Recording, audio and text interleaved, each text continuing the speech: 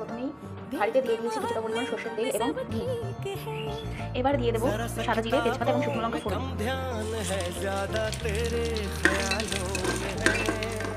ফোড়নটা থেকে বেশ সুন্দর একটা গন্ধ ছেড়ে আসলে আমরা এটাতে দিয়ে দেবো কেটে রাখা গাজর,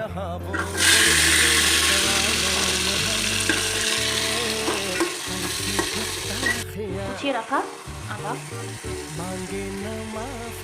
আর দেবো চিড়ে রাখা কাঁচা লঙ্কা পরিমাণ মতো, যে যতটা ঝাল করে তোমরা পছন্দ করো তারা ততটাই দেবে।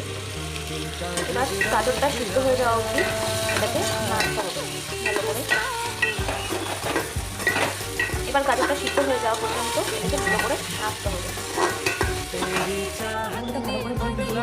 এবং সবজিগুলোকে ভালো করে ভেজে নিয়েছি, টমেটো নিয়েছি, ডালটাকে সিদ্ধ করে নিয়েছি। তবে এখানে আমি এতে লবণ, হলুদ এবং লঙ্কার গুঁড়ো আর কিছুটা পরিমাণ গরম মশলা গুঁড়ো দিয়ে দিয়েছি। এতে করে কালারটাও সুন্দর হবে এবং ফ্লেভারটাও ভালো আসবে। এবার আমি দিয়ে দেবো সিদ্ধ করে রাখা ডালটা।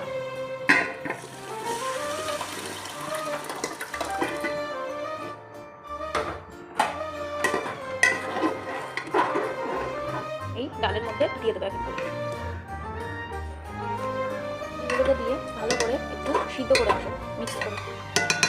তারপরে আমরা সাবুগুলোকে দিয়ে দেবো। দেখো ডালটা সুন্দরভাবে ফুটে গেছে। এখানে কিছুটা গরম জল দিয়ে দিয়েছি। এবার আমি সাবুদানাগুলোকে দিয়ে দেবো। সাবুগুলোকে দিয়ে দিচ্ছি।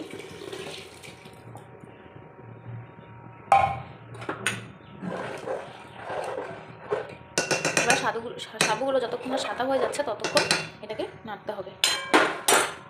দিয়েছি এবং সাবুটাও দিয়ে দিয়েছি। আর একটা কথা মাথায় রাখতে হবে, সাবুর খিচুড়িতে কিন্তু সবসময় জল বেশি পরিমাণ দিতে হবে, কারণ এটা ঠান্ডা হয়ে গেলে ঘন হয়ে যাবে, তখন আর খেতে ভালো লাগবে না। ঠিক এরকম পাতলা একটা স্ট্রাকচার হবে, এরকমভাবে জলটা দিতে হবে।